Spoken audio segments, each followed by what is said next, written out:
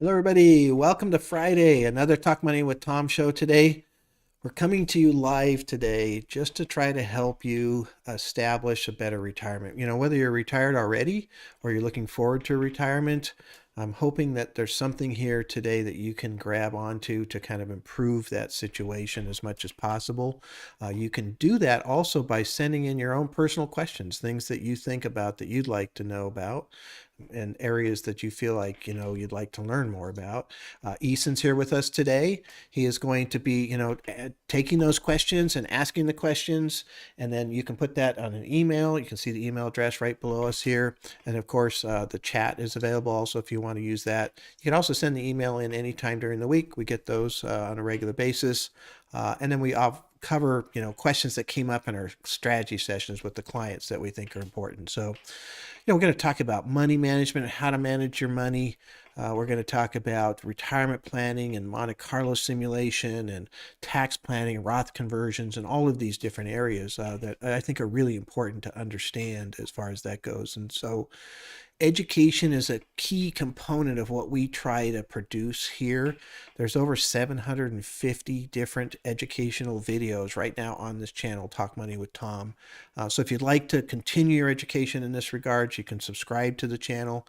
You can hit the little bell button to get notified when we get new content that comes on. And if you'd really like some custom advice, you can go in and actually hit the book appointment button on our website and just set up a time to talk to Eason and I, 30 minutes on the phone or video or what have you, and just see if there's something we can help you with. So really excited about today's show. Hopefully we can help you out with some things, maybe just one piece that you grab onto that you can use today.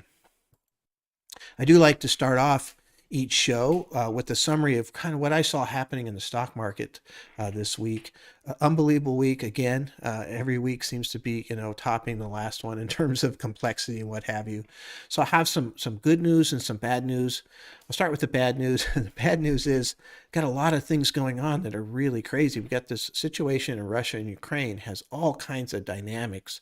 We've had very volatile energy and metal prices, for example, that have come out because of that. We've got Ukraine that produces a lot of wheat, and that could create global food shortages. Russia produces 33% of the palladium that's used in semiconductor manufacturing. Ukraine produces a vast majority of the neon gas that's used in semiconductor production, etc. It just keeps going, and all the different things that are happening there. Of course, the sanctions are coming in on Russia. It puts Russia on a teetering balance point in terms of financially. They could default on their debt. They have debt payments coming due on a regular basis here, and have some trouble possibly paying those off. That could have some other problems to go with that. And so that portion is fairly new to us. Really, the invasion started on the 24th of February, and that's ongoing. And what the ramifications of that are still being figured out. But we also have another situation now in China where they are locking down large cities, especially cities that are kind of contributing to the supply chain. And we're seeing some, like Foxconn's plant that produces Apple products is closed down because of they have a zero COVID policy. And we'll have to see how that plays out. And then this week, for the first time in 3 years, we had the Federal Reserve raise rates. And ultimately, raising rates over the longer period of time is something that the stock market doesn't like, because historically, when the rates get high enough, it becomes a competitive asset classes for the stock market. And so all of these things are going on right now. But the good news, if you're still watching and you haven't given up because of all the negative pieces that are happening, the good news is that the stock market is doing unbelievably well this week. The S&P 500 is up over 5% for the week. That's the best week we've had since November of 2020. If you remember back to that week, that was the beginning of a really explosive upward moving market. I'm not sure there's enough good things going on here to make the market move that high again, but it is still a really good sign. We have right now the S&P 500 is up 0.78%. This is a live show, so the market's still open. And if it holds up, that'll be the fourth day in a row that we've had a positive market. That's a big sign. We're also seeing a lot of breadth. In other words, lots of different stocks, lots of different categories and industries are participating to the upside here. We're seeing a massive movement in the stock market. The market just regained the 50-day moving average on the S&P 500. It hasn't closed there yet, so we'll see what happens, but that's still a positive from a technical standpoint. We're actually not that far from the regaining the 200-day moving average as we speak. So these are all really good things that are happening. And so you got to ask yourself, with all the bad things that were happening, that we're talking about, all the bad things that we can see, why is the stock market flying upward? And so you really have to understand, first of all, there's some basics for the market that I've been talking about forever. Number one is rates are still low, okay? And there's lots of liquidity out there. So money is moving around. Where is it going to go? They did raise rates to a quarter point, but that was from basically zero. And so, are we going to make tons of money on our bank accounts and CDs? No, not yet. Are bonds going to be paying a ton? No, not yet. Eventually, mortgage prices are going up, which makes housing a little less desirable, which again leaves the stock market as one of the places to go in this environment. So there's all this money, there's low interest rates. Where's the money going to go?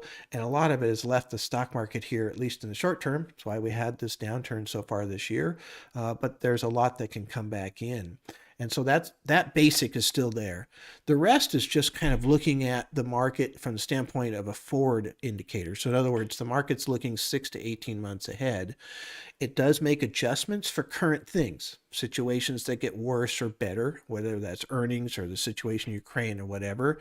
But a majority of the price is looking forward at what's happening.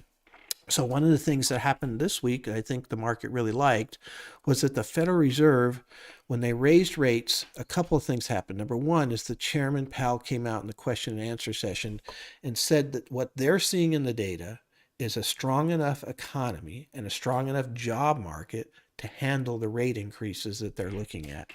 And, the Federal Reserve isn't always right on that, but there is a lot of respect for the data access that they have that the rest of us don't. And so they're saying the economy is strong, looks good, should be able to handle these rate increases. I think that's a big deal. And really right on those words, the stock market started to move upward on Wednesday. The other thing that I think the market really liked about the Federal Reserve comments was the fact that they put out this thing called a dot plot. And it is a situation where the Federal Reserve governors kind of guess how many rate increases they might have for 2022. The previous dot plot was four increases. And this one is 7. Well, it just happens to be that the market right now is factoring in 7 increases. That's basically the bet. So the Federal Reserve finally stepped up to the same level that the market's been at. And I think that makes the market happy in a certain degree because the feeling has been the Federal Reserve is behind on fighting inflation. And so getting just a little bit more aggressive might help inflation get more under control. And inflation has that capability of kind of knocking down earnings if companies can't raise prices during that period of time. So, those are good things. I think, also looking forward 6 to 18 months, are we still going to have China close down? Probably not. Are we still going to have as many supply chain constraints as we have now over the next 6 to 18 months, or will those get better? My opinion is those are going to get better. I'll give you an example. I just had a conversation this morning with a friend who's an advisor who's telling me that one of his clients is in a big company that's doing all this research on supply chain issues and what's going on and how they can improve that for themselves and for their customers. And one of the things they found was kind of interesting that the ports in China are loading boats essentially 24 hours a day, 365 days a year. The ports here in the U.S. are only unloading boats 118 hours a week. Well, there's 168 hours a week. So there's 50 hours a week more loading of boats in China than there are unloading of boats here in the U.S. That's something we probably need to fix. And that's why we have so many boats sitting out in the harbors of some of these big ports and such too. So, there's commissions now. The White House has brought in money's being thrown at the supply chain issue. And will that work or not? How do the politicians factor into this? Can they make this work? I'm not sure, but I will say one thing I feel really strongly about. There's money on the table. When there's money on the table and people know, hey, if we can unload more boats and we can get more trucks and trains to move those cargoes, pieces off of the port property, there's more money to be made, and everybody makes more money. The trucking companies make more money. The container companies make more. It's incredible. They can get that going. And so that's capitalism to me, is that ability to figure out how to get past some of these things and how to get these things to work better. And that's been one of my key premises about the supply chain issue all along. So I think, at this point, you had a situation this week where things got so negative and everything was there, and everybody that was negative about the market probably sold. And what that left was buyers. And so the buyers came in, and man, did they run this price up. And you've got international buyers now, right? I mean, if you look at what's happening here with Russia, Ukraine, the US has less exposure to that situation than, say, Europe does, for example, and some of these other places. So we're starting, I think, to see as a recipient of some of the cash flow that might come into our market, just because, we have less of a risk in that particular arena. So really fascinating. In the end, I think what will be driving this, if it keeps going up, will just be the fear of missing out. Tons of people sold, lots of money on the sidelines, new money that's coming in that wasn't purchased into the stock market that might be now. Fear of missing out will really drive the market upward. And you could end up with a situation where the market comes up very, very rapidly. I would be surprised if that happens. My premise has been that, we'll be dipping and going sideways and volatility for the first half of the year. Maybe we make zero on the stock market for the first half, and maybe 10% in the second half. I still see the basics here in play. When the Federal Reserve, on average, over the last 70 years, has raised interest rates, a recession starts on average 3 years later, on average. That was a big range, but that means theoretically that the average recession would start in March of 2025. That fits much more within the process of what I think about. It is after multiple rate increases. It's after we go from a quarter point to 4, 5, 6, 7% rates that we start to see big competitive pressure to the stock market. We start to see slowing down of the economy, and then you get a stock market downturn with a recession, and those are the things you have to watch out for. I think the economy is too hot right now to have a 1/4 point or even these 7 increases they're talking about causing a downturn. And so that's the outlook. That's what we're looking at, and I really don't see much change in that. I'm really, really glad that we rebalanced on the 24th of January and the 24th of February. Those turned out to be really good points, 2 points where the rubber band had really stretched down. And so that's the strategy. This is still buying opportunity market, until otherwise notified. So anyway, that's what's going on this week. Really look forward to seeing what's going to happen next week. Fantastic time frame to be an investor. Look forward to talking to you about that then. Thank you. All right, Eason, kind of fired up. Market's doing awesome. Yep. So, Let's hit some questions. sure. What is a market correction? And if the market is in correction, should I be buying? That's a good question. So, what is a market correction? So, technically, a correction is over 10%. That's the definition in today's world. And so, most people call that by the close. So, the close on one day versus the close on another day, you would be, if it's more than 10%. So, the S&P is in correction territory. It's had more than a 10% drop. For me, I tend to look at what happened in the middle of the day, kind of the most extreme, intraday period to high to low is actually down 14.6%. So still within that correction territory. And so that's the definition of it. Once you get to 20%, they call that a bear market. And so it's really kind of that 10 to 20% is correction. We have had, just for historical purposes, we've had 29 corrections, 10 to 20% downturns on the S&P 500 since World War II. Okay, so every 3 years, give or take, we have something like that. The average recovery time is 4 months. So that's kind of fits in with my thought process of maybe by the end of June, we're kind of back to where we were, that kind of stuff. And so the big difference is though, a average downturn on the stock market is 15% with no recession. The average and about a 4 month recovery. The average downturn with a recession has been negative 36%, with a 50, I think it's a 58 month recovery time. Huge differential. So if the market's going down and we're in correction territory and the economy's going down, I'm not a buyer. Just because there's a chance that we're going to go down more than 20% and what have you. I could probably buy at a lower point. I'm actually going to get defensive in that situation. If the market's going down and the economy's still doing well, you can use several different things for this. You can look at the yield curve and what they call the inverted or standard yield curve.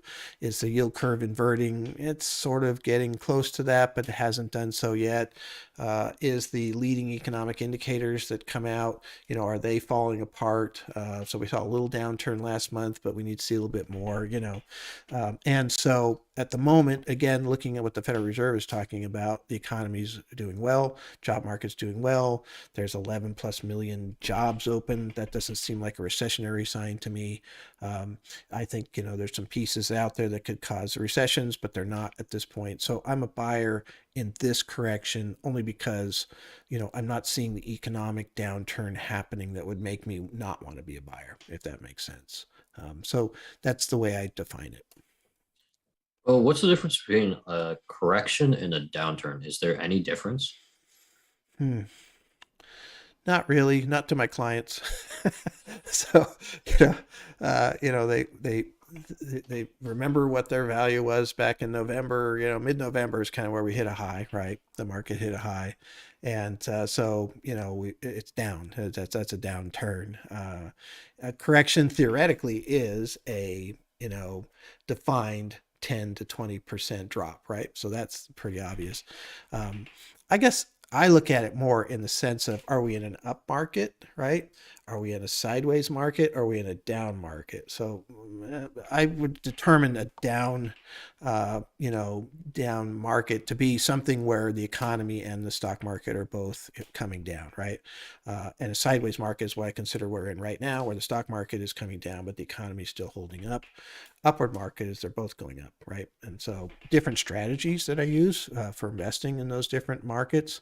But anyway, that for most people, I don't think there's a difference between those two concepts as far as I've seen. Hmm. So you mentioned supply chain issues, and we always see that in the news for like the past year, you could say. How will they affect my future, like my investments in the future? I actually think, ironically, that supply chain issues are going to be a positive for investments in the future. And I know that's like a completely contrarian thought process, but the reason I say this is because one of the big pushes right now for inflation is the fact that we don't have enough products for the demand that's being asked.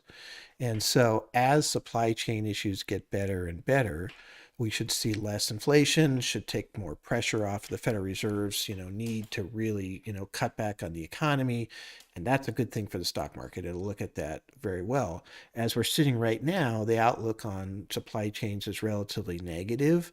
And if I'm right and things do improve throughout the, next 6 to 18 months, that should continue to improve the investment arena. Because one of the things that you need as a company is if you've got demand, somebody wants 100 units and you can only make 80, you're not reaching your full potential for, what you can do in terms of your, revenues and what have you. So that's where supply chain restrictions can cause problems for companies. And we've seen some of that. Apple in the third quarter reported that they could have sold a lot more and they didn't because they couldn't get the products, right? And so they did better in the fourth quarter.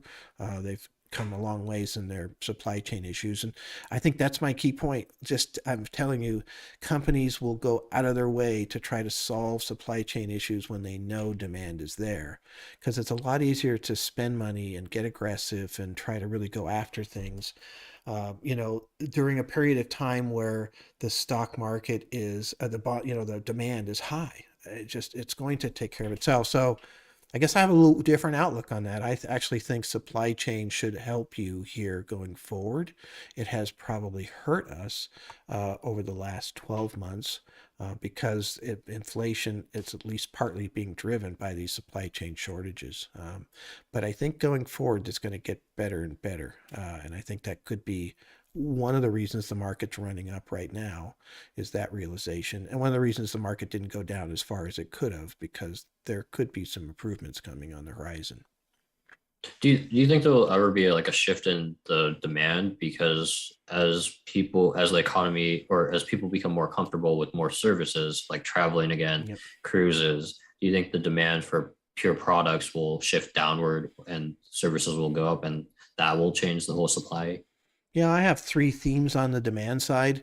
Number one, the Federal Reserve is raising rates. That brings down demand. Just because things cost more, credit card charges cost more, mortgages cost more, so there's less demand for homes, which is a huge driver, right? So that's one area. Then you would look at, just the fact that there's more supply, right? That kind of helps on the inflationary side. But the demand, in total, is also being fed by some of the stimulus money that came out. There's a lot of liquidity running around, so that starts to burn off. Um, yeah, I think you make a good point there. I think that it is going to get to be more even. The Federal Reserve has talked about this several times. That one of the problems is that if you look at goods and services, services haven't had much inflation. Goods have had almost all the inflation. Goods are what we can buy right now, theoretically, without much risk, right? We can order from Amazon. Services, we got to go out. Most of those are kind of face to face things, travel being one of the biggest, right? So when people start spreading their money across a more even distribution of goods and services, it'll take some of the pressure off of the demand for goods. Because, if you're traveling and spending money on travel, maybe you don't buy as many things from Amazon because you only have so much money, to spend in any one year. So yeah, that's another piece that's going to, I think, unwind here as the pandemic moves forward.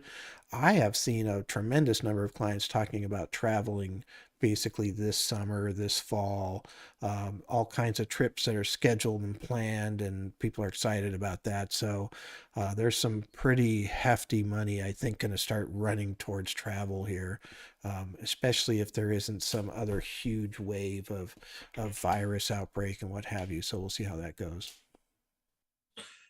Yeah, you also mentioned that in your recap that the Fed is announced, 7 times they're going to increase rates. Should I start to move away from growth stocks and lower my growth stocks to value stocks in my portfolio? Yeah, well, I think a couple things are there that are important to unwind. The Federal Reserve has this dot plot. It's their guess as to what they'll do.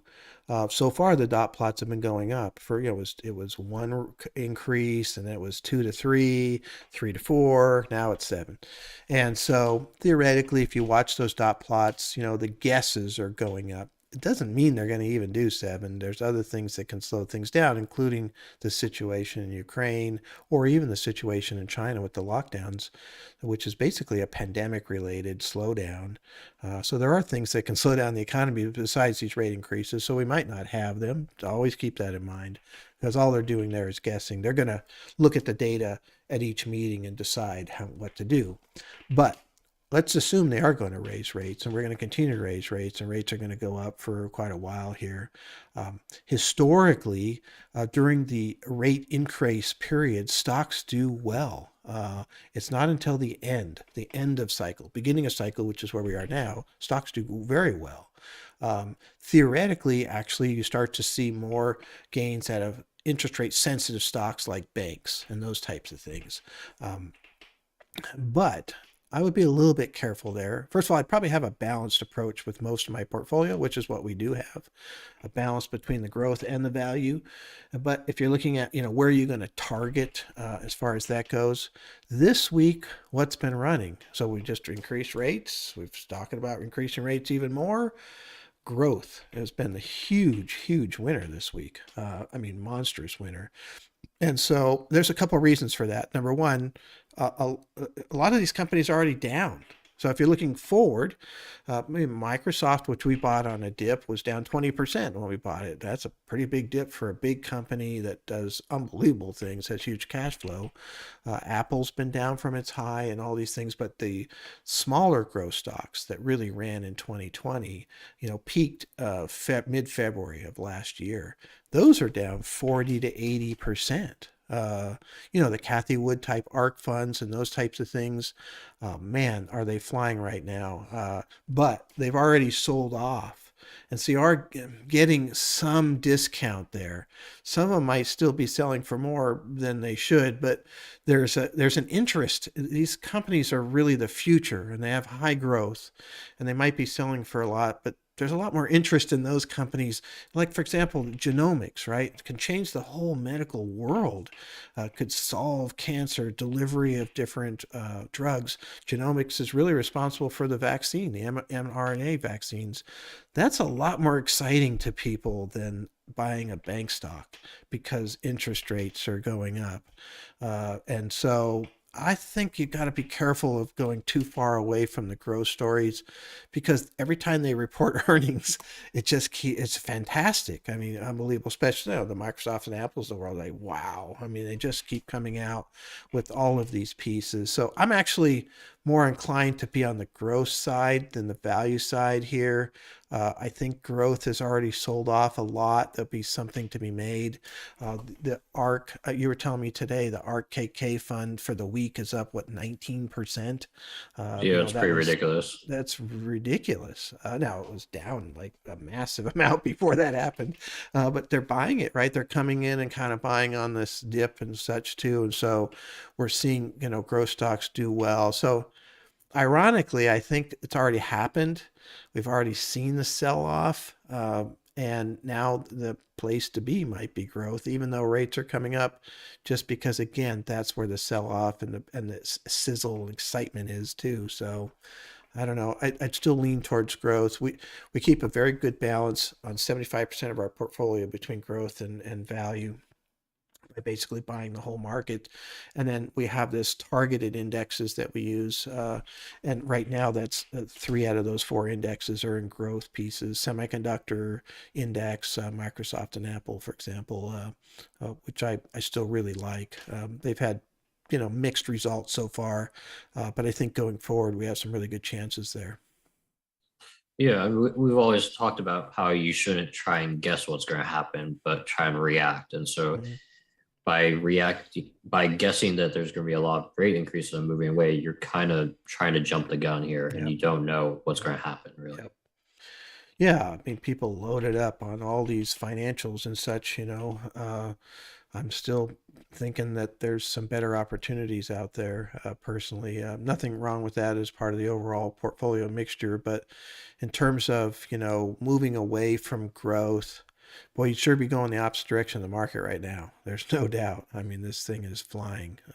I'm watching it right now. The S&P 500 is now up over 1%, 1.05. It's approaching the 200-day moving average. It just blew through the 50-day moving average. This is a melt up right now. I don't know if it'll continue. I don't know if it'll melt up all the way back to the highs that we set back on January 3rd, but it is really, really strong. This is not your little jumps that we've had so far this year. This is much different. This is an important week for the stock market. Yeah. So going more to the planning question is, what is a step up basis and why is it so important? Yeah, the step up basis. It's interesting that a lot of people don't really know what this is when I talk about it with clients over the years. So a step up basically just means that, let's just say you and your wife have your assets in, both of your names, maybe in a trust or joint account or what have you. When one of you passes away, you get a step up on the basis. So the basis is what you paid for it, and basically, from a tax standpoint, that's a little complicated. But in essence, let's just say you bought a stock at $10 and it's now worth $20. If you sold it normally, you'd have paid $10, of profit, right? Capital gains. If you had it for more than a year, that would be long-term capital gains. And so what would happen if one person passes away? it would step up to the date of death value. Let's just say that was $20. Well, you just wiped out the gain. So you actually made money, but the tax basis moved up to $20 because when your spouse passed away, that was what it was worth. And so then if you needed to sell it, you could do so at that point in time. And so a lot of times when I have marginal assets with clients that have big capital gains, we'll hold on to them and just wait for a step up, and then we'll deal with it if that does happen. And you'll see this with your home. So, I mean, crazy stuff here where people paid. I mean, we're seeing a really crazy stock market in Silicon Valley right now. I mean, unbelievable, where people paid a couple $100,000 for a house that they're selling for, 5 million or what have you. And but if your spouse passed away before that, you would have gotten a step up in basis. So now if that's a house is worth 5 million, there's an appraiser that comes out and verifies that. That's your new basis. So if you sell for 6 million, you only pay taxes on that extra million instead of what you would have paid taxes on a lot more if you bought it for 200 and something. So the step up basis is also critical from a planning standpoint when one of your parents, let's say, needs long-term care and needs to move out of the house to get that long-term care, and they don't really have enough money and the house is one of the main assets. I've seen a lot of people sell the home to generate the assets that's needed to pay for mom or dad's care and long-term care. Well, if you do that, you're going to pay the capital gains tax on that. If there's any way at all that you can keep the home and maybe rent it out, this doesn't always work. But if you could rent it out and use that money to pay for mom and dad's care, along with their other incomes and assets that they have, and keep the home, if mom and dad do pass away eventually, the step up happens to current value, and then the beneficiaries can sell that house and pay no tax. So step up is really, really powerful piece. It's a little bit morbid, because you're waiting for somebody to pass away for it to execute, but it's still got to be considered, and you still have to take a look at what it can do. And then after you do get a step up, I had a client who had a step up in basis. Husband passed away right at the top of the market in November. By the time we got everything converted over, actually had some losses versus, the big gains before that, but then losses because we got to move the value of the basis up. And so we rotated the portfolio just to grab all those losses. She'll now be able to generate a lot of money, taxable money, out of that account and be able to use it against these losses and essentially get it tax free for a while. So there's a lot of strategies and things that you can do because of step up. It's a really critical component to understand, in my opinion. Yeah, it's so powerful. Say you have a couple and maybe one partner dies and the couple has moved out of the house. Now you can sell that house and you're relatively you can sell like a house relatively capital gains free. Yeah. Um, and that you save what usually when you sell a house in the Bay Area, you jump up into that 20% capital Yeah. gains bracket Yeah, that's right. in a heartbeat. So if you can keep that low, you save 20%. And if it's like $1 million, that's $200,000 you just saved right there. Yeah, and in California didn't tax you at their ordinary income rate. You're going to probably pay 13%, for California tax on top of that. So yeah, you could save 33% of the gain here in California by getting a step up. Yeah, it's very powerful, very important to understand. It's a good question. It's a good thing to bring up. Yeah. So annuities have been brought up a lot in a lot of, retirement planning. How would you use an annuity for a retiree? Whew. Well, just going back, if you look at kind of the history of annuities, at one point in time, annuities were the only place that you could get put together an investment with multiple fund families. So you could have, Fidelity and Oppenheimer, and you could pick this fund and that fund from the list, sort of like a 401k. And you could buy and sell without any, taxes because they're tax deferred. But what has happened since then is that we can actually do those now without the annuity. Uh, that I know a lot of people think this is, something that's always been there, but it hasn't always been there. At TD Ameritrade, I can buy, Vanguard and iShares and Invesco and, all these different ETFs all in one basket. We didn't used to be able to do that. The ETFs didn't even exist. So there was a valid reason for annuities. Then for a while they had these living income riders that were actually a really good deal. They kind of guaranteed a certain amount of growth on this income pool. And if you waited long enough, you were guaranteed a certain amount of income out of that percentage wise, like 5 to 7% for life, even if the account ran out. And so it was kind of an interesting way. And those were great at first, but then the insurance companies raised the internal costs dramatically. I mean, they're just well, as you know, we had a case recently. We were doing some analysis. She's getting a 5% payout for life, paying 3.6% total expenses between all the different pieces that are in there that they're charging you. So they're basically giving her back her own money. It'd still be nice to have if the account went to zero, then they'd be paying really their money for the most part at that point. But um, there's just not a lot of good opportunities within the annuity arena, in my opinion, because the costs have come up so high. There are some no load annuities that are kind of interesting. We'll use those for rolling over existing annuities that have big gains that we can't just cash out just because it's cheaper. That they charge like $20 a month, and that's their only real fee. And then the internal costs on some of these funds can be down to like 0.5%, which is still expensive compared to what we have in our TD accounts, which is at about 0.06% internal cost on like our 70% model right now, for example. And so there's not a lot of use for them. The one area that is interesting to me is that just watching how many people love having a pension, how many teacher clients are so relaxed in their retirement because they're getting these big pensions. How many couples that were both teachers come in the office and they're just kicking back, and it's just, the market fluctuations are not that relevant because they're not drawing anything. They're living off of these pretty nice pensions. I think you could take some money and theoretically and go out to an insurance company and do what's called a single premium annuity, where you basically give them money and they give you a pension for life.